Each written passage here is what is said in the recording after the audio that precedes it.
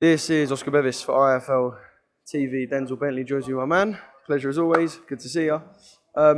Yeah, good to get this fight announced formally, get it over the line, and you guys obviously going to talk at the top table today. But when we spoke at Zhang Joyce, it was kind of in the works, and you said it wasn't fully done. But I feel like everyone knew this fight was coming. Yeah. It was definitely coming. I think it was just some things that they wanted to iron out on their side. Not quite sure what it was, but from my side, it's always yes. It's a good fight as well. I know Nathan's obviously kind of, I guess, gained a lot of attention because of his vocal support. But there is a fighter in there, of course. Yeah, no, most definitely, man. I think he gained a lot of my respect after the Jack Flatley fight. I thought that was a good performance from him, and I thought, okay, cool. This guy's he's a real contender, in this division. So you got to give him his respect. He went in there, performed, and won against a credible fighter. So yeah, man, credit to him, man. In terms of the post-Kieran Smith fight, I can imagine there perhaps might have been a few thoughts of perhaps above the British level now. In a way, is this kind of a fight you didn't want to have and you wanted to be pushing and moving up towards world level and looking at things above this because you're an outright British champion? I guess you can kind of say you've been there and done this now. Was this kind of not the fight you wanted it in that sense? I would say more like not the fight I expected. Yeah. Like I would you bring anyone to the table to me, it's like, all right, cool, bring them in it. Do you know what I mean? Like, let's just fight. I mean, I love fighting, I love staying active, but I would have liked to have pushed on to, anything closer to world level, which, yeah, you're right in saying that. I wanted to push on anything closer towards world level, maybe former world title challenger or fringe world level or someone that's high in a particular ranking to, get me closer to a mandatory position for a world title. But, yeah, I mean, we got Nathan Heaney. I mean, I get to be out again this year. I get to be active, so I'm happy about that. I get to defend my title. He's defending his title. So there's more on the line than just, the British. So and it's a good fight, man. It's going to be a crazy crowd, and it's a good card. So I'm happy to be on this card. Yeah, it is a wicked card, the Magnificent Seven, as it's called, just like the films. Can you enjoy a good card when you're kind of part of it? No, it's a bit annoying because I'm going to miss it. I know you're a proper boxing man. Like, a lot of fighters, they might not watch as much boxing because it's kind of like a busman's holiday. But I know you watch boxing, you're a religious boxing watcher, and this is a good card. Yeah. But you're on it, so yeah, I'm in the middle. Yeah, so it's like I'm gonna enjoy it, but I'm not gonna get to see all the fights. I mean, listen, the main fight I want to see is Nick Ball and Isaac Dogboe. I mean, every fight in this card is a 50-50, so it's gonna be exciting. And if I wasn't on it, it'd be one of them fights I would have gone to watch myself.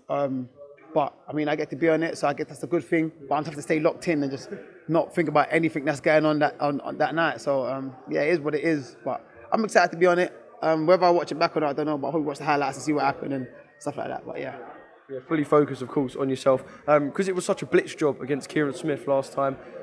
Is it going to be a blitz job again from yourself? I mean, we know you like to bang, we know you like to fight. Are you going to get in there and just stick it on, Nathan?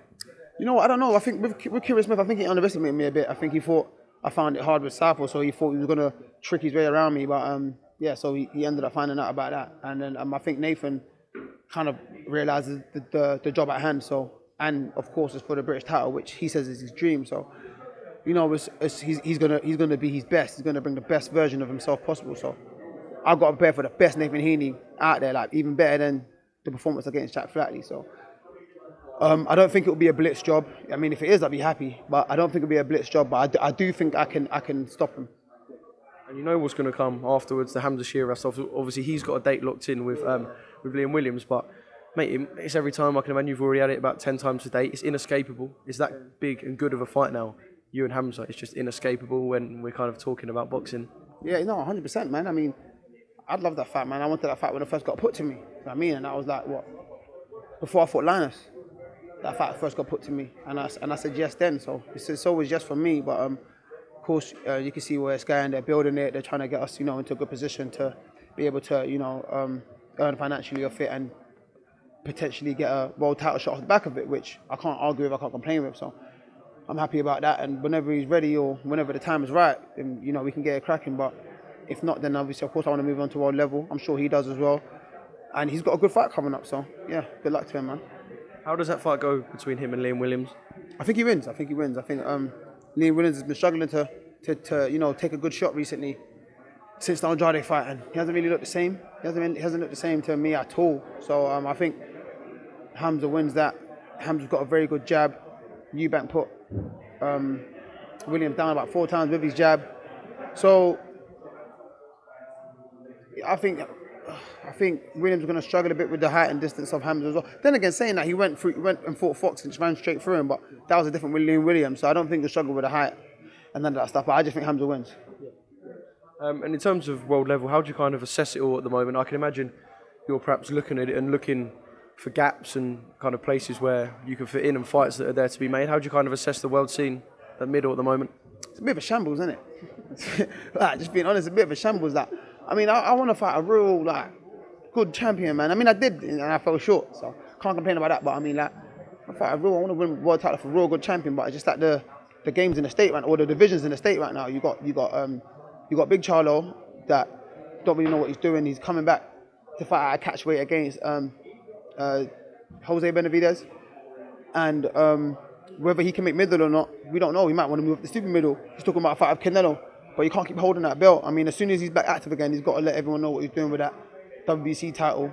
Of course, Janabek's fighting for unification, and you got Lara, who's been quiet. He's probably as inactive as Charlo, and no one knows what's going on over there. So he's got the WBA. So I mean, any of those guys, I'd love to fight, man, because those are the world champions. I mean, I'd love to fight Lara.